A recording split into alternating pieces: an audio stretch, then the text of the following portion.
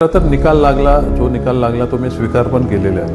परंतु त्यानंतर जे महाराष्ट्रभर ज्या सगळ्या गोष्टी घडत आहेत किंवा EVM बद्दल जी बोंबाबोंब चालू आहे, जे आमच्या पक्षाने आणि माननीय राजसाहेबांनी 2018 सालीच चालू केलेली त्याबद्दल मोहीम, तर त्यात बऱ्याचशा गोष्टी संशयास्पद आहेत. म्हणजे माझ्याच मतदारसंघाचं सांगायचं झालं तर इथे एकूण मतदान वाढलं आहे 65,000 आणि आमचे उमेदवार जिंकलेत माझ्याशी 66,000ची गॅप ठेवून. जो नवीन मतदान आला, लोकसभेला जो मतदान झाला होता त्यापेक्षा 65,000 वाढलेलं मतदान, त्याच्यावर 1,000 जास्त मतदान, असं 66,000 मतदान यांनाच मिळालं.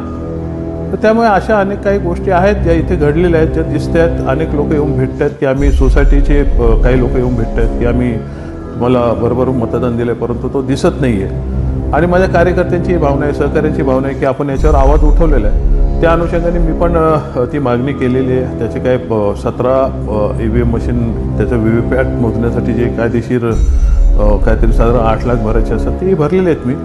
परंतु हा जो एकंदरीत गोंधळ चालला आहे किंवा जो आवाज उठवला जाते त्याच्या अनुषंगाने बऱ्याचशा गोष्टी पण चालू आहेत इथे. म्हणजे मुख्यमंत्र्यांना ताप काय आला, दरेगावात जाऊन काय बसले, शेवटी यांना जे BJP सांगेल तेच करायचे. परंतु ह्या गोष्टींवरनं कुठेतरी लक्ष हटवण्यासाठी पण ही काय कामं चालू आहेत असाही संशय येतो आहे.